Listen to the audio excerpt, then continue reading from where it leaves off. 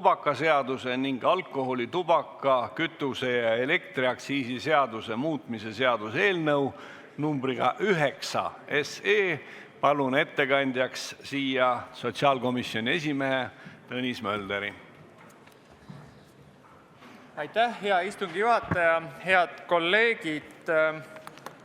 Riigikogu suur saal arutas seda eelnõu esimesel lugemisel 29. mail eelmisel aastal.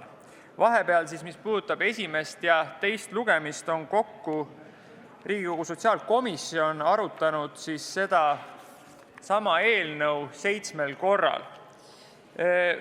Peab ütlema ausalt, et ega sellest eelnõust ja sellest temaatikast võiks kirjutada pikki raamatuid. Ma üritan oma sellises tagasihoidlikus ettekandes mitte kõiki neid nüansse, mis puudutab ajalugu, võib-olla käsitleda, aga ma kujutan ette, et see saal siin teab ja mäletab seda eelnõud ka eelmise koosseisu ajast ja siin on kindlasti väga palju temaatikaid, mis vajavad lahti seletamist. Aga läheme edasi ja ma jõuan aega, mis on 23. september ja eelmine aasta, kus me tõesti Riigikogu sotsiaalkomisjonis seda teemat arutasime ja seal olid kohale kutsutud eelkõige ministeeriumi esindajad, erinevate tervishoiuorganisatsioonide esindajad ja ka konkreetse eelnõu puhul teised huvitatud osapooled. Nii nagu ma algul ka mainisin, kogu see eelnõu ikkagi puudutab algselt just nimelt direktiivi ülevõtmist selles osas, mis puudutab tubakatoodete jälgitavussüsteemi. Siin me oleme jätkuvalt Euroopas mitte esirinnas, vaid pigem punase laternana kirjas. Me ei ole jätkuvalt seda jälgitavussüsteemi üle võtnud. Meil oli kohustus see üle võtta 20. mail eelmisel aastal, aga siiamaani me seda teinud veel ei ole. Hoolimata sellest see süsteem meil Eestis toimib, täna on ta ajutisena olemas, nii et selles mõttes me otseselt direktiiviga vastuolus ei ole. Oma koosolekul me eelkõige käsitlesime seda, mis on tulnud ka Riigikogu liikmete poolt muudatusettepanekutena, et ma lihtsalt käin lühidalt üle, et on olnud Riigikogu liikmeid, kes on esitanud muudatusettepanekuid, mis puudutavad eelkõige e-sigarettide vedelikku sisaldavate maitse- ja lõhnaainete keelu tühistamist ja kuumutatavate tubakatoodete regulatsiooni täiendamist. Siis on tulnud ka teine samasugune plokk Riigikogu liikmetelt muudatusettepanekuid, mis ka puudutab just nimelt täiendusi eelnõule kuumutatavate tubakatoodete regulatsiooni osas. Kaubandus- ja tööstuskoda on nendele muudatusettepanekutele andnud selles mõttes oma heakskiidu ja poolehoiu ja palunud ka tõesti parlamendil seda teemat oluliselt tempokamalt menetleda. Eesti Tubakatootjate Eesti Assotsiatsiooni peamine mure oli muidugi ka see, et tõesti direktiivi ei ole õigeaegselt üle võetud ja nende peamine soov oli ikkagi jätkuvalt see, et seda tehakse mõistliku aja ja tempoga. Samuti toetasid nad kuumutatavate tubakatoodete regulatsiooni ülevõtmist sarnaselt teistele riikidele Euroopas ja lõhna- ja maitseainete keelu tühistamist, mis oleks mõistlik ja seda eriti olukorras, kus see sisuliselt turul ei kehti, sest e-sigarette vedelikke on võimalik täna ka Eesti turult kokku osta ja neid iseseisvalt segada. Meil oli ka sellel samal nõupidamisel kohal Eesti WHO esindaja, kes rõhutas veel kord üle ka selle poole, mis puudutab just nimelt tervislikku aspekti, et e-sigaretid ei ole kindlasti ohutud tooted ja seda ei ole ka kuumutatavad tubakatooted. Ma julgen väita ka kogu komisjoni nimel, et me ei ole kordagi ka seda maininud, et tegemist oleks täiesti ohutute toodetega. Küll aga ei ole siiamaani päris lõpuni selgeks tehtud seda, mis puudutab just nimelt neid tervislikke näitajaid, et kui me võrdleme seda näiteks tavalise tubakatootega, siis kindlasti on siin teatud haigusriskide puhul olemas samasugune skeem, aga see ohutase on oluliselt madalam. Teistpidi tuleb arvestada siinkohal ka sellega, et sellise uute toodete puhul võib olla need uued haigused hoopis, mis siia lisanduvad, nii et seda poolt ei ole veel täielikult analüüsitud. Siis komisjonis tõstatus ka tõsine küsimus, et miks ei ole Riigikogu suutnud siis seda direktiivi tõesti üle võtta. Siin ma korra pean põrkama tagasi sellesse Riigikogu eelmisesse koosseisu ajalukku.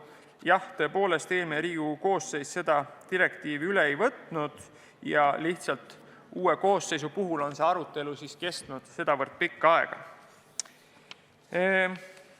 Tekkis ka küsimus selles osas, et mis puudutab e-vedelike või laiemas mõttes alternatiivsete tubakatoodete salaturu osa ja siis tõesti Maksu- ja Tolliameti esindaja, kes oli ka sellel nõupidamisel kohal, ütles, et kindlasti sellel teemal on olemas Eesti riigis must turg, seda musta turgu on võimalik hinnata, aga nende hinnangul võrreldes teiste tubakatoodete musta turuga on see siiski oluliselt väiksem.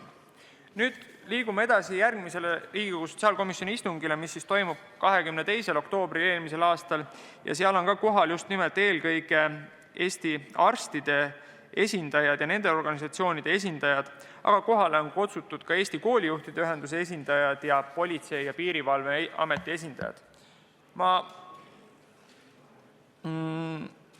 juhiksin siin võib-olla kõige rohkem tähelepanu Eesti Kopsuarstide Seltsi hinnangule, kes selgitas tõesti, et kõik ained, mida sisse hingatakse ja mis ei ole atmosfääri õhk, on alati kopsudele kahjulikud. Ma arvan, et see on üks oluline märksõna, lihtsalt alati on küsimus ja võrreldavus erinevate selliste tubakatoodete puhul, et kui kahjulik üks või teine toode siis inimese tervisele on ja siinkohal ma kindlasti rõhutan, et kogu komisjoni mõte on see, et eelkõige ikka inimesed oleksid väga teadlikud, et kui nad selliseid tooteid tarvitavad, siis see kindlasti ei ole tervist parandavad tooted, vaid pigem tervist kahjustavad tooted. Siis Eesti Arstide Liit ka samamoodi nõustub selle eelkõnelenud ettepanekuga ja ütleb tõesti, et kopsuarstid on siin kõik selle temaatika ära menetlenud. Nüüd ma rõhutan veel kord, mis Politsei- ja Piirivalveamet ütles ja ma arvan, et nende selline märksõna on vaata, et selle menetluse juures kõige olulisem. See on see, et Politsei- ja Piirivalveameti esindaja tõesti rõhutas, et eelkõige oleks vaja riigil tegeleda sellistes küsimustes ennetusega, mitte niivõrd siis sellega, et me kedagi karistame või kuidagi muud moodi piirame läbi selle, kui toode on kuidagi alaealiste kätte saadud, aga teine aspekt, mis neil oli see, et kui Riigikogu menetleb ära ja reguleerib ära ikkagi konkreetsed tooted, siis on ka politseil võimalik jälgida seda, mis nende toodetega turul tehakse. Kui Riigikogu lihtsalt keelab mingid asjad ära ja ometigi me näeme, et need Eesti turul on, siis on ka Politsei- ja Piirivalveametil oluliselt raskem seda musta turgu ohjata ja kogu seda süsteemi reguleerida. Ja tegelikult, olgem ausad, ka Terviseameti esindaja nõustus selle arvamusega, kes ütles, et mõistlik oleks Eesti turul teatud tooted ära reguleerida ja alles siis vaadata seda, et kas ja mida nende toodete puhul keelata, sest lauskeeld ei tähenda alati seda, et neid tooteid Eesti turul ei oleks võimalik saada. Must turg hoolitseb selle eest kindlasti. Liigume nüüd edasi käesolevasse aastasse ja 27. jaanuar ja me oleme ka laua taha jälle kutsunud ministeeriumi esindajad ja eelkõige meie selline huvi selle teema vastu tekitas uuesti see, et me teame ju teadupärast, et see eelnõu on parlamenti menetlusse antud konkreetse sisuga, mis puudutab jälgitavussüsteemi.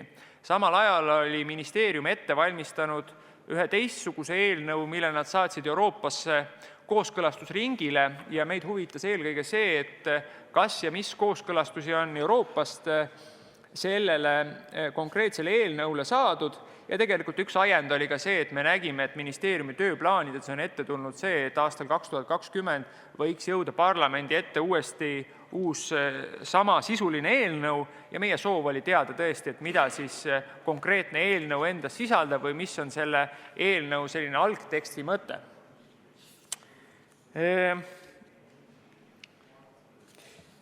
Seal ministeerium sellel arutelul tõesti ütles seda siis tõesti, et neil on erinevad variandid ette valmistatud, mis puudutavad just nimelt erinevate tubakatoodete reguleerimist.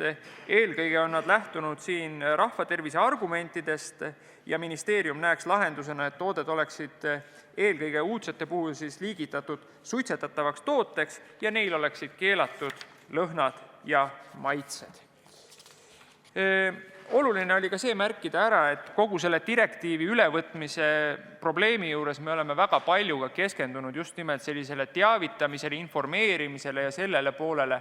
Ma arvan, et tegelikult Riigikogu tervikuna võiks just nimelt sellist Euroopaga direktiivide ülevõtmise osas teavitamise ja informeerimise poolt oluliselt täpsemini tulevikus reguleerida. See ei ole küll see konkreetselt selle eelnõu osa, aga me näeme, et siin on päris palju selliseid konarlikke kohti, mida me ei ole võib-olla lõpuni läbi vaielnud.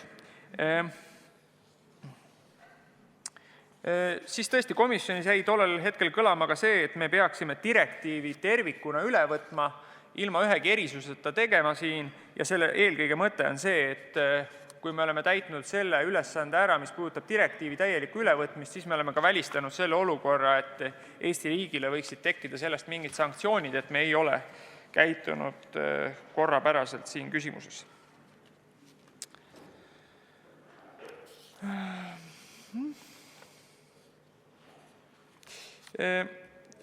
Sellel samal komisjoni istungil me ka komisjonina tervikuna jõudsime lähtekohta, et me ei tahaks käsitleda kogu seda tubakaseadust ja kõiki neid teisi seaduseid mitte iga kord alati siis, kui meil Eesti turule jõuab mõni selline uudne lahendus või toode, me tahaksime töötada välja ikkagi tervikteksti, mille põhjal oleks võimalik siis erinevatel Eesti riigi ametitel teha erinevaid otsuseid ja et me ei peaks iga konkreetse toote puhul, mis Eesti turule kas tuleb või ei tule ja neid teadupärast selles sektoris võib tulla väga palju, et me iga sellise uue toote puhul ei peaks tulema siia parlamendisaali, vaid me teeksime ikkagi sellise tervikeelnõu, millega me lahendaksime ära päris pikad murekohad võib-olla kogu selle temaatika suhtes. Ja eks see üks aluspunkt oligi see, et tõesti kogu selle arutelu käigus me jõudsime ka komisjoni poolsetele muudatusettepanekutele, mis siis tõesti kätkesid eelkõige endas seda, et Eesti võtaks üle siis kogu tubakadirektiivi Euroopa Liidu poolt, mis on siis kehtestatud, ei teeks selles erisusi ja mis puudutab e-sigarettide maitsete ja lõhnade keeldu, mis on täna rakendunud, siis siin me teeksime ühe sammu võib-olla tagasi ja lubaksime siia juurde ka mentooli maitse. Siis 10. veebruari Riigikogu sotsiaalkomisjoni istungil me seda komisjoni poolseid muudatusettepanekuid ka väga tõsiselt arutasime. Eelkõige me keskendusime siin arutelu puhul just nimelt nendele nüanssidele ja punktidele, mis puudutab seda, et kas me peame seaduse tasemel ära reguleerima selle, et kas mõni toode on suitsetatav või mitte suitsetatav. Ma pean tunnistama ausalt, et need terminid on päris raskesti jälgitavad ja kui ise ei ole veel suuremat sorti asjahuviline, siis teema on piisavalt keerukas. Aga meie soov oli ikkagi komisjonina veel kord see, et me ei käsitleks konkreetseid tooteid ja me ei reguleeriks ära seaduses konkreetselt neid asju. Iga toode, mis Eestis turule tuleb, konkreetne tootja vastutab selle eest, see on tootjapoolne vastutus, mis tootega ta turule tuleb, ta klassifitseerib ära selle toote kategooria. Meil on olemas Eesti riigis vastavad pädevad ametid, kes suudavad vastata nendele küsimustele, kas see tootja poolt tehtud siis nii-öelda kategoriseerimine vastab nõuetele või mitte. Meil on olemas selleks Terviseamet, meil on olemas selleks Tehnilise Järelevalve Amet, Tarbijakaitseamet. Selles mõttes ilmselgelt toode, mis on klassifitseeritud ühte kategooriasse ja kui ta tegelikult ei vasta sellesse kategooriasse, siis ilmselgelt nad Eesti turule tulla ei saa. Ja meie peamine arutelu oligi seal kohal selles küsimuses, et kas me peaksime Terviseametile selle eelnõu raames andma juurde veel mingisuguseid lisaõigusi, lisakohustusi, siis tegelikult selle pika komisjoni arutelu käigus me jõudsime järeldusele, et Terviseametile täiendavaid kohustusi ei ole vaja panna, täiendavaid õigusi ei ole vaja anda. Tänane seadus reguleerib piisavalt hästi seda poolt, kuidas toode turule saab ja millised on siis Terviseameti konkreetsed tegevused selle toote turule lubamisel või mitte lubamisel.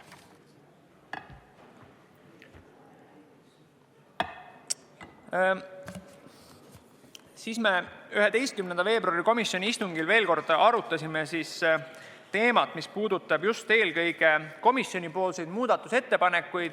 Me suutsime selles sõnastuse osas formuleerida need võimalikult ühtsetena, et meil kõigil tekiks selles küsimuses ühtne ja konkreetne arusaam. Komisjoni otsused nendes küsimustes olid suhteliselt ühtsed ja arusaadavad. Lisaks me otsustasime ka seda, et ka Riigikogu liikmete ja komisjoni poolt muudatusettepanekud, mis on identsed, me liitsime sellel komisjoni koosolekul kokku. Ja nüüd me jõuame 17. veebruarisse, mis on juba suhteliselt lähedal tänasele kuupäevale, kus me tõesti arutasime läbi konkreetsed muudatusettepanekud ja siin on oluline rõhutada seda, et juhtivkomisjoni ehk sotsiaalkomisjoni poolsed muudatusettepanekud leidsid tõesti komisjoni poolse heakskiidu konsensuslikult ja ka teiste muudatusettepanekute puhul, mida me kas arvestasime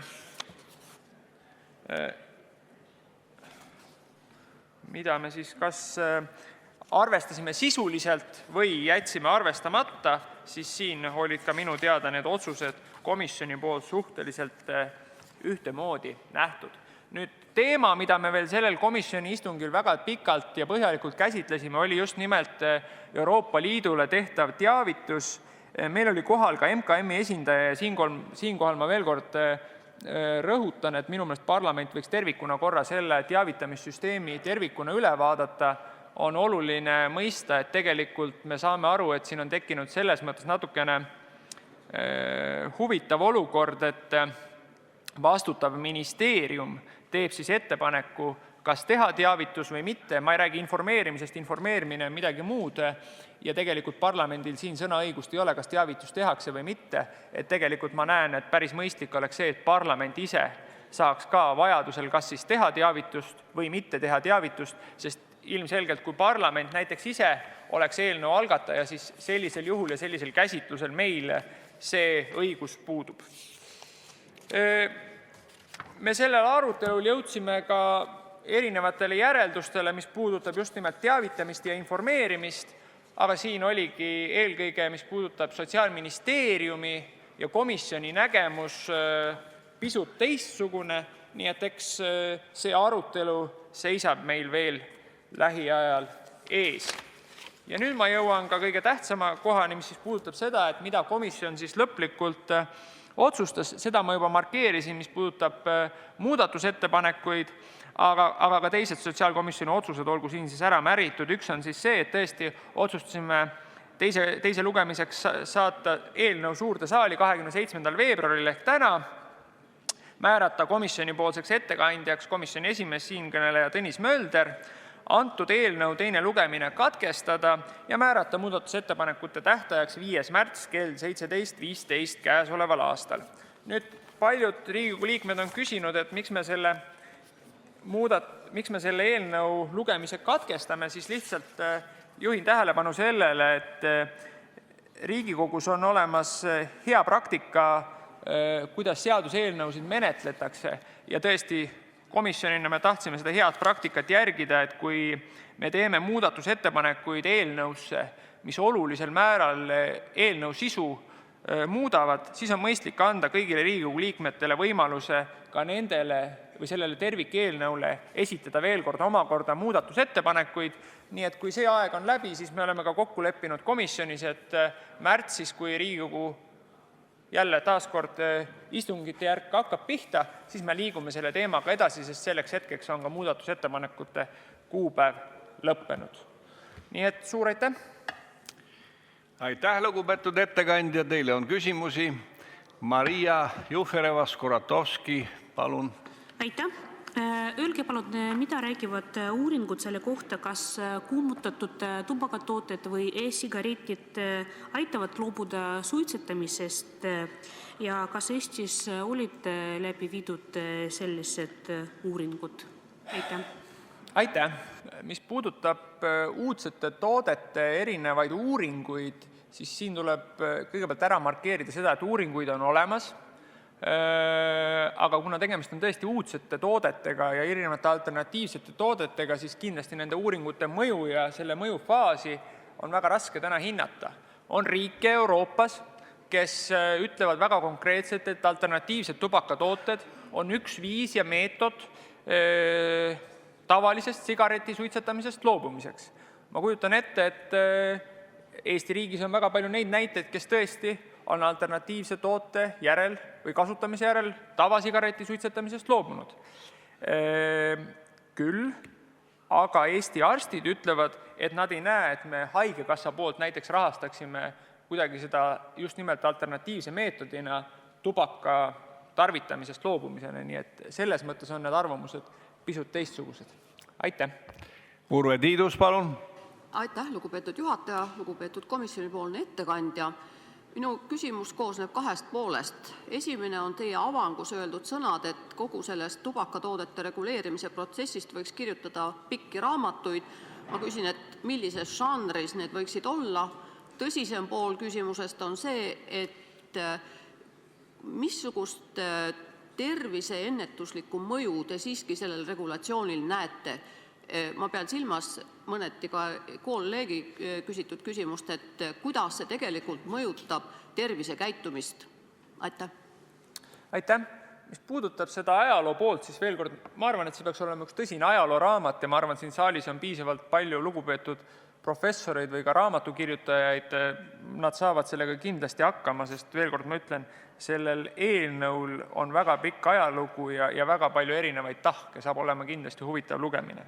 Aga nüüd tulles veel kord selle tervisliku aspekti juurde tagasi, siis ega tegelikult me ei oska täna hinnata ega vastata sellele küsimusele näiteks, et kui me lubame, ma nimetan need siis alternatiivseid tubakatooteid turule, siis kahtlemata nad on ju teatud mõttes ahvatlevad tooted eelkõige noortele vanusegruppidele. Aga me ei oska siinkohal võrrelda seda, et kui noor soovib tarbida just nimelt selliseid alternatiivseid tooteid, et näiteks kui neid Eesti turul ei oleks, et kas ta siis tavasigaretti prooviks või mitte, et tegelikult sellist võrdlust ei ole olemas. Et kui noor, kes tahab enda vanuse ja ea kohaselt kõike omal nahal järgi proovida, siis ega me tegelikult ei tea, et kui tal see soov on olemas, kas ta siis ka, kui näiteks need alternatiivsed tooted oleksid Eestis keelatud, kas ta siis ka näiteks või tavasigareti kasutamisest loobuks. Ma pean seda vähe tõenäoliseks, kes tahab, see ikka proovib omal nahal kõik järgi ja siis otsustab, kas saada pikemaks tarbijaks või mitte. Nii et aitäh. Aitäh, Tarmo Kruusimäe, palun. Tänan, hea aseesimees, hea ettekandja. Selle eelnõu peamiseks eesmärgiks on ju musta turu vastu võitlemine. Et oskate kirjeldada, mil moel nüüd siis kompromissettepanek lubada e-vedelikes ainult mentool võitleb siis e-turu, mida on hinnanguliselt juba üle 90%, see võitleb selle musta turu vastu. Ja oskate natukene ka saalile selgitada, kuidas sündis kompromiss, et mentool peaks olema maitsetest lubatud täiskasvanutele mõeldud tootes? Aitäh! Aitäh! Ma arvan, et sellel eelnõul on kaks aspekti. Üks on eelkõige see, et me peame selliseid otsuseid tehes lähtuma rahva tervise huvidest. See on üks. Aga teine, ilmselgelt me peame vaatama ka laiemalt kogu seda temaatikat, mis Eestis on. Et olgem ausad, ega siis see, et meil on täna mingid tooted Eestis keelatud, ei tähenda, et Eestis nende toodete tarbimine oleks keelatud. Eestis neid tooteid tarbitakse ja tegelikult olgem ausad, siin Eesti riigil jääb laekumata läbi selle aktsiisimaksud, aga kõik need tervisekahjud, mis läbi nende toodete kasutamise tekivad, need ju omakorda jäävad ikka meie riigi kanda. Nii et see, et kui keegi sõidab naaberriiki seal endale erinevaid alternatiivseid tubakatooteid ostma, siis see on muidugi meie jaoks teatud mõttes probleem. Ega tarbimine ei ole vähenenud. Kasutamine on ikka jätkuvalt olemas, lihtsalt maksude küsimus on siin see, mis on ära reguleeritud. Nüüd tuleme nende e-de juurde tagasi ja mentooli maitse oli see küsimus. Kes ütleb, et see on pooltäis klaas, kes ütleb, et see on pooltühi klaas. Ei oska mina hinnata, selline oli tõesti komisjoni poolne ettepanek, komisjon selle konsensuslikult heaks kiitis. Eksin võib teatud paralleele tõmmata sellega, et tavasigaret, kus on ka juba mindud üle sellesse süsteemi, et lõhnad, maitsed on keelatud ja lähiajal keelatakse ära ka mentool, siis võib ju eeldada, et need, kes on täna soovinud tavasigareti puhul mentooli tarvitada, nad hakkavad otsima endale alternatiivseid tooteid ja ei saa välistada, et üheks alternatiivseks tooteks sellisel puhul saavad ka olema just nimelt e-sigaretid, nii et veel kord, ma tahaksin siinkohal võib-olla ühe asja ära täpsustada, et ega veel kord, kui me lubame ka uudsed tooted turule, ilma lõhnade ja maitseainete keeludeta, siis kui me oleme mingil hetkel turule lubanud ja see on parlamendi soov ja tahe ja poliitiline otsus keerata ära seal hiljem lõhnad ja maitsed, siis see on meil ju võimalik, kui me tahame. Aga seal on teatud omad protseduurid, mis võtavad aega, aga see eeldab poliitilist tahet. Aitäh! Madis Milling, palun! Suur tänu, härra istungi juhataja, austatud ettekandja. Sinu ettekandes ma kuulsin korduvalt sõnu ilmselt, tõenäoliselt, eeldatavasti, oletatavasti, kui jutt on siis alternatiivsete tubakatoodete kahjulikkuse võrdlusest tavasigarettidega. Ometigi on fakt, et Eestis need uuringud puuduvad, nii et jätkuvalt jääb küsimärgiks, millele tuginedes räägitakse, et alternatiivsed tubakatooted on sama kahjulikud kui tavasigaretid. Aga see selleks. Minu jaoks olulisem probleem on fakt, et selle protsessi käigus on Riigikogu liikmete eest varjatud fakti, et Euroopa Komisjon on küsinud Eestilt lisainformatsiooni e-vedelikes maitse- ja lõhnaainete täieliku keelamise põhjenduse kohta. Ja sellele on viidanud ka õiguskantsler. Minu küsimus, kas täna on maitsete ja lõhnaainete täielikku keelustamist rohkem põhjendatud komisjonile vastavalt siis Euroopa Komisjoni arvamuse kohaselt? Aitäh! Aitäh! Ma tuleks ikkagi selle küsimuse esimese poole juurde tagasi, need hinnangud, mis on siin teatud mõttes tinglikud. Eelkõige ma kirjeldasin siin Eesti arstide poolt antud hinnanguid, et me oleme lähtunud sellest baasist. Nii nagu ma ütlen, neid uuringuid on erinevaid ja eks neid uuringuid tuleb ka kindlasti tulevikus. Ja minu teada ka Euroopa Komisjon on kokku leppinud selle, et lähiajal teatud sektorites tehakse selliseid järelseireid ja vaadatakse üle, et kas siin peaks võtma tervikuna üle Euroopa Liidu mingeid teistsuguseid meetmeid kasutusele. Nüüd e-sigarettide puhul lõhna- ja maitseainete täielik keeld ja selle täielik või rohkem ja põhjalikum analüüsimine, ma vaataks seda tekkinud probleemi nagu tervikuna. Ka mulle tundub, et kogu selle protsessi juures on olnud eelkõige infovahetus, mis puudutab ministeeriumi ja parlamenti teatud mõttes lünklik. Ja minul oli päris suureks üllatuseks, et teatud Euroopa Parlamendi dokumendid on AK märkega. Ja seetõttu meil oli päris tihti suuri probleeme selles osas, et kas kõik parlamendiliikmed, kes tegelikult täna siin saalis peavad erinevaid otsuseid langetama, kas neil on ikkagi olemas täielik informatsioon ja kas kõik dokumendid, mis on olemas just nimelt ministeeriumil, kas need on jõudnud õigeaegselt parlamendi käsutusse ja kas kõigi parlamendiliikmete käsutusse. Nii et tõesti kõiki dokumente me ka küsisime üle, täpsustasime, mis puudutab e-sigarettide lõhna ja maitseainete keeldu, mida siis kunagi on rakendatud, siis kas siin on tehtud mingit lisaanalüüsi, siis minu teada siin mingit täiendavat analüüsi peale selle eelnõu jõustumist tehtud ei ole. Aitäh! Eerik-Niiles Kross, palun! Aitäh, hea juhataja, hea esitaja. Ma tahaks suure pildi küsimuse küsida, lihtsalt et aru saada, et me võtame käsitleme kahte erinevat asja, et üks on siis sellest tubaka direktiivist tulenev mingi jälgimissüsteemi sisseviimine sisuliselt. Et kas need kaks artiklit, mis me üle võtame direktiivist, et need puudutavad mõlemad seda jälgimissüsteemi. Ja siis need lõhnad ja maitsed on nagu nüüd eraldi osa, mis on meil mingi kodukootud värk või tuleb see ka direktiivist? Aitäh! Väga asjalik küsimus. Mitte, et teised ei oleks asjalikud on, kindlasti olid, aga see on väga selles mõttes põhimõtteline küsimus. Tegelikult kogu see temaatika, mida me täna käsitleme, on tervikuna direktiivi osa. Ja tõesti, ministeeriumiga on meil olnud väga pikk ja põhjalik arutelu selles osas, et kas see direktiiv tervikuna on Eestis üle võetud või mitte. Ka siin on parlamendil natukene teistsugune arusaam või nägemus, mis puudutab ministeeriumi nägemust.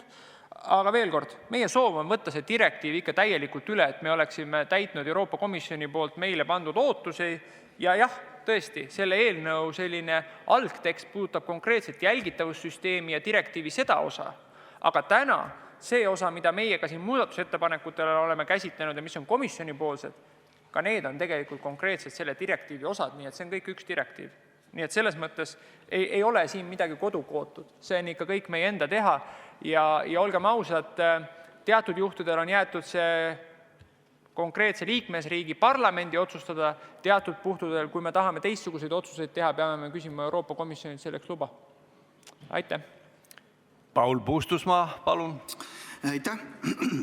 Siin rida tublisid parlamendiliikmeid, siin Kruusimäe ja Reitelmann, Toomast, Milling ja paljud teised on siin viidanud nüüd asjaolule, et mitmete riikide kogemused näitavad seda, et e-sigaretid on väga efektiivne vahend suitsetamise vastases võitluses endas ja aitavad loobuda ja tegid seetõttu ka ettepaneku, et anda e-sigaretile alternatiivsena võimalus olla pandud välja eelistatult ja mitte peidetuna selleks, et anda suitsetajale teadlik valik, valida siis vähem kahjustatav toode.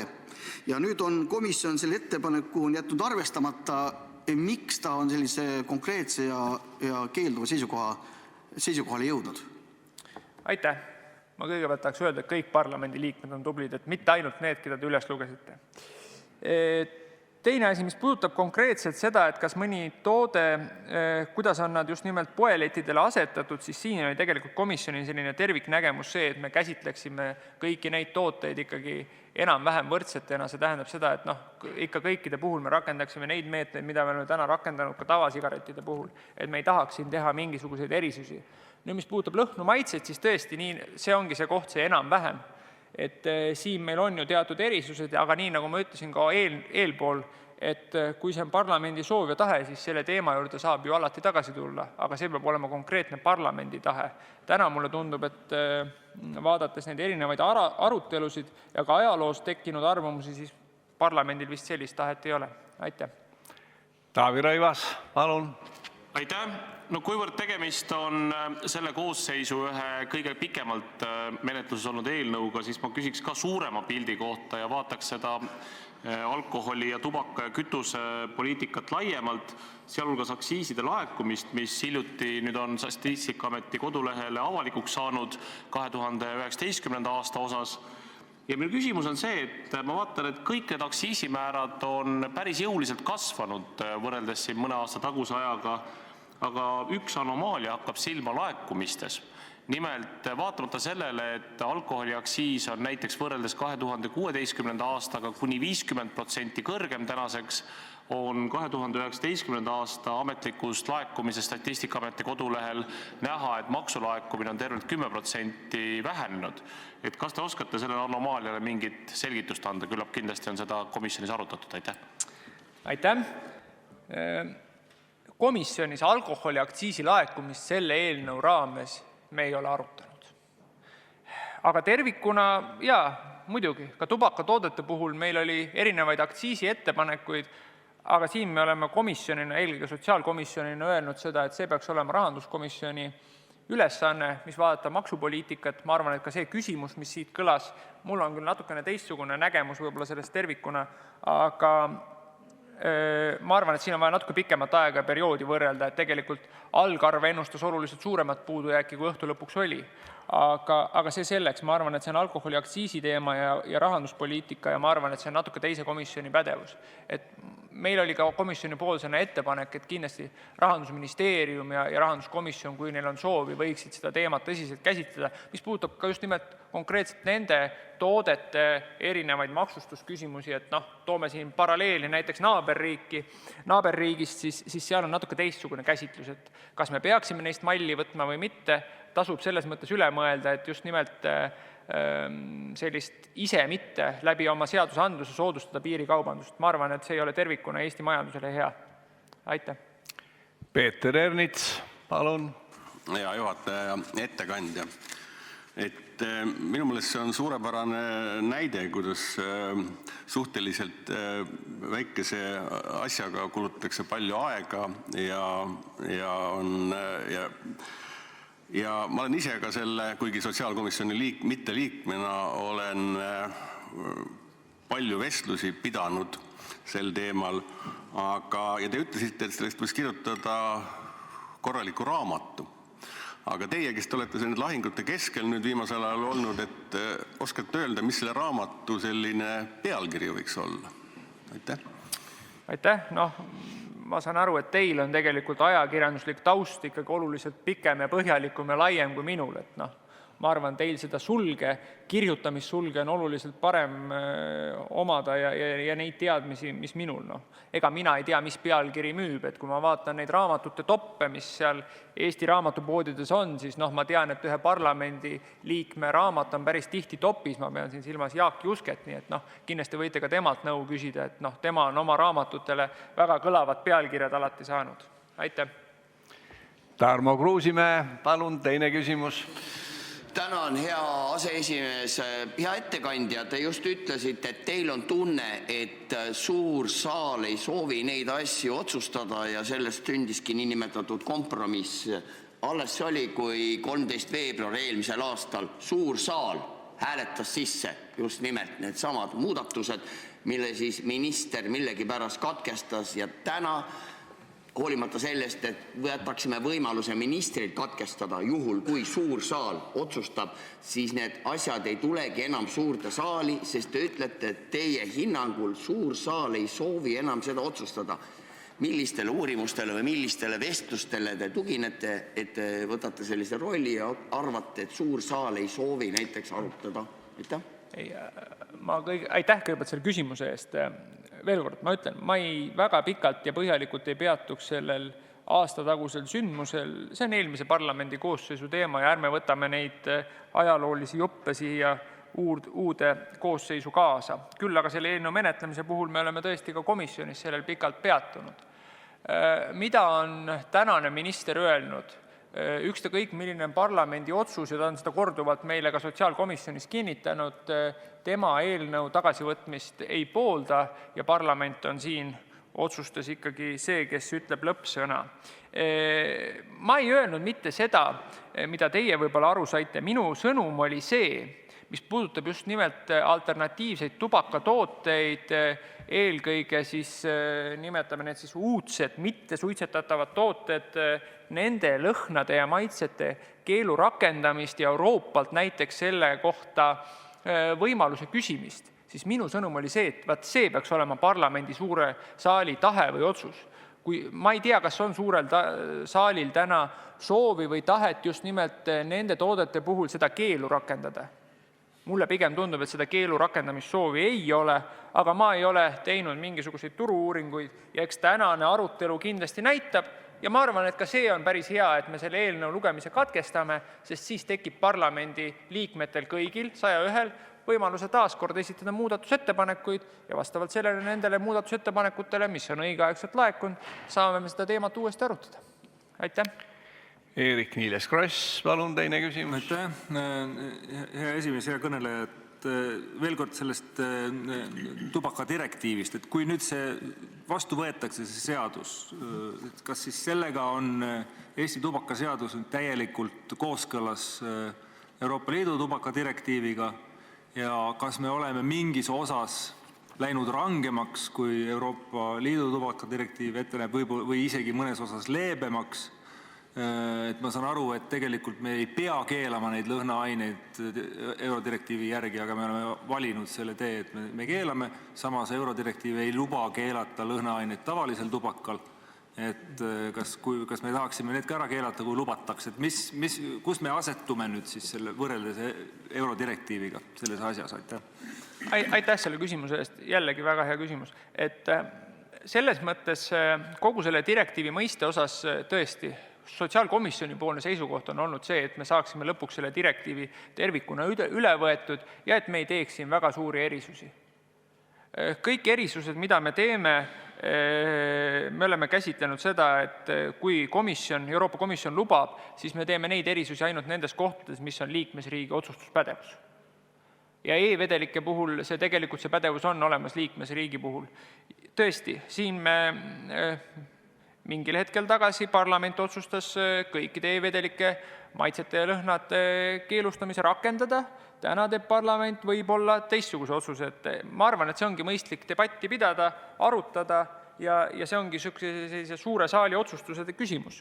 Nii et selles mõttes, kui me seda otsustame ühtepidi või teistpidi, siis me kindlasti ei lähe selle direktiiviga vastuollu. See on liikmesriigi enda otsustuspädevus. Ja kui te küsite, et mida on teinud teised riigid e-vedelike puhul näiteks, siis siin on praktikaid väga erinevaid. Aga jällegi mõistlik oleks tervikuna vaadata eelkõige meie lähiriike, kust tegelikult pikas perspektiivis need tooted ikkagi Eesti turule jõuavad. Aitäh! Madis Milling, palun! Suur tänu, härra istungi juhataja, austatud ettekandja. Ma olen veidi segaduses, et minu jaoks tähendab kompromiss kui selline siis ikkagi erinevate huvigruppide ja ministeeriumi vahelises koostöös sündinud tulemit. Täna on pilt selline, et keegi kuskil ministeeriumis otsustas, hea küll, lubame neile mentooli ja nimetab seda kompromissiks. Et vägisi jääb mulje, et kogu see protsess toimub mõne Sotsiaalministeeriumi ametniku diktaadi all. Aga maitsetest edasi. Tsiteerin taas õiguskantslerit. Tubakaseaduse eelnõu ja teiste materjalide põhjal ei saa öelda, et eelnõus oleks põhjalikult käsitletud piirangutega kaasnevaid probleeme. Analüüsitud ei ole muu hulgas piirikaubandusega seotud küsimusi. Kas selle protsessi käigus komisjon sai piirikaubanduse ja põrandaaluse kaubandusega seotud informatsiooni? Aitäh! Ma tuleksin ikkagi ka selle nii nimetatud kompromissi juurde tagasi.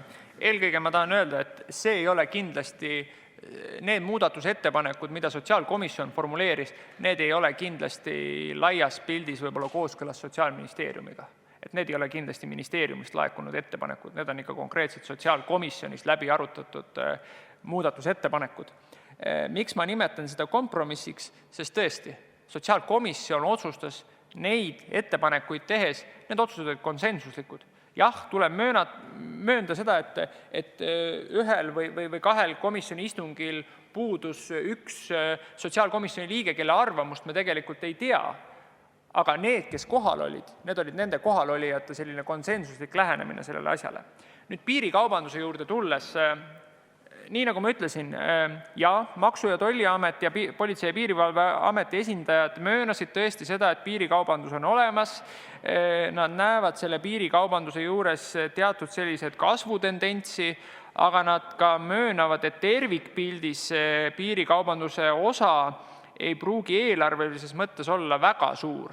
Väga suur me räägime siin, me ei räägi miljonitest eurodest, me räägime võib-olla alla selle. Aga Maksu- ja Tolliamet ka ütles, et selliste keeruliste toodete puhul hinnata seda musta turu osakaalu on raske. Aga erinevaid arvutusi selles osas on ka meile esitatud ja minu meelest on need siit ka leitavad igale ühele, nii et kindlasti kui on vaja, siis seda poolt saab veel eraldi täpsustada. Aitäh! Jevgeni Ossinovski, palun! Aitäh, austatud ettekandja! Ma olen sellest teemast nüüd mõne aasta eemal olnud ja küsiks fakti küsimuse. Te rääkisite maksustamisest, et nende kuumutatavate tubakatoodete regulatsioon on siin pakutud üsna põhjalikult ja te ütlesite, et taotlus on olnud, et neid käsitletaks tavaliste sigarettidega võimalikult võrdselt, kui ma õigesti aru sain. Eeldatavalt puudutab see ka maksustamist. Nüüd ma tegin maksustamise seaduse, aktsiisiseaduse lahti ja vaatan paragrahv 16 ja ma lõpuni täpselt ei saa aru, et kuhu siis need Philip Morrise toredad pulgakesed, mida nad sigarettideks nimetada ei taha, et kuhu nad seal täpselt asetsevad. Kas komisjon tegi selle selgeks, et kui palju see siis üks pakk Aikose neid sigarette aktsiisi mõttes maksma hakkab, et kui palju aktsiisi rakendub sellele pakile? Aitäh! Veel kord, mis puudutab aktsiisi küsimusi laiemalt, siis nii nagu ma ütlesin, see ei olnud sotsiaalkomisjoni otsuse pädevus, siin on pigem tegemist rahanduskomisjoni otsustega ja kõik maksupoliitilised küsimused me oleme ka neile suunanud. Nüüd see, mis ma rääkisin, enam-vähem võrdsetena käsitlemine, siis siin on oluline märkida kindlasti seda, et siinkohal ma pidasin silmas erinevaid keelde ja kasutamisest tulenevaid piiranguid. Et siin me oleme üritanud neid ikkagi enam-vähem võrdsetena käsitleda. Ja nüüd, mis puudutab seda, et kas konkreetselt ühele või teisele tootele, milline maksumäär rakendub või kas see toode on suitsetatav või mitte suitsetatav, siis veel kord, nii nagu ma ütlesin, me Riigikogu sotsiaalkomisjonina ei tahtnud ja ei pidanud ka vajalikuks võtta endale seda rolli. Me kindlasti ei ole nii tugevad spetsialistid, kui Eesti erinevates riigiametites on olemas, kes oskavad väga täpselt hinnata, kas see toode on üks või teine või millise kategooria alla ta tuleb. Ja veel kord ma rõhutan, siin on tootjapoolne oma vastutus olemas ja kõik tooted, mis ei vasta nendele Eesti riigis kehtivatele nõuetele, neid siis turule ei lubata. Aitäh! Paul Puustusmaa, palun! Aitäh, hea ettekandja. Et mind personaalselt väga sügavalt häirib see, et tahetakse ühe puuga lajatada tavalisele sigaretile ja siis selle alternatiivsele e-sigaretile, sellepärast et see minu arvates väga ebaõiglane, arvestades ka veel seda, et siin on korduvalt leidnud kinnitust väide, et tegelikult ei ole ka tõestatud selle e-sigareti sügavam kahjulikkus. Ehk siis öeldakse pigem vastupidi, et tal võiks olla alternatiivne loobumise osas. Ja mina personaalselt olen üks elav näide sellest, kuidas ma olen suitsetamisest loobunud aastaid tagasi just tänu e-sigaretile. Ja seetõttu ma ei saa aru, miks pärast komisjon on kõik need alternatiivsed pakkumised tagasi lükanud, mis võimaldaksid inimesel sellisest loobumisest osa võtta. Näiteks ka see, et e-sigareti abil suitsetamisest loobumisel oleks loobujale majanduslik stiimul, tehti ettepanek võtta arvesse vedelikku sisaldavat nikotiini kogust aktsiisimäära määramisel. Miks pärast komisjon sellest loobus? Aitäh! Ma siis rõhutan ikkagi veel kord selle üle, et ükskõik milliste alternatiivsete toodete puhul me räägime ikkagi tervist kahjustavast tootest. Nüüd me võime ju võrrelda neid omavahel, et kas üks on veel kahjulikum kui teine või vastupidi. Veel kord, me neid arutelusid pidasime väga põhjalikult, eelkõige me kaasasime siia Eesti enda riigis olevaid eksperte, arste, erinevate organisatsioonide esindajad just nimelt tervishoiusektorist ja nende sõnum oli tõesti see, et nemad ei näe võimalust, et me kasutaksime neid tooteid tavasuitsetamisest siis loobumisena ühe sellise alternatiivina. Kui inimesed ise seda tahavad ja soovivad teha, siis kindlasti on olemas positiivseid näiteid, nii nagu teie tõite, aga võib-olla on ka olemas negatiivseid näiteid, et seda me pikemalt ja põhjalikumalt ei analüüsinud. Nüüd ikkagi jätkuvalt see aktsiisipoliitika.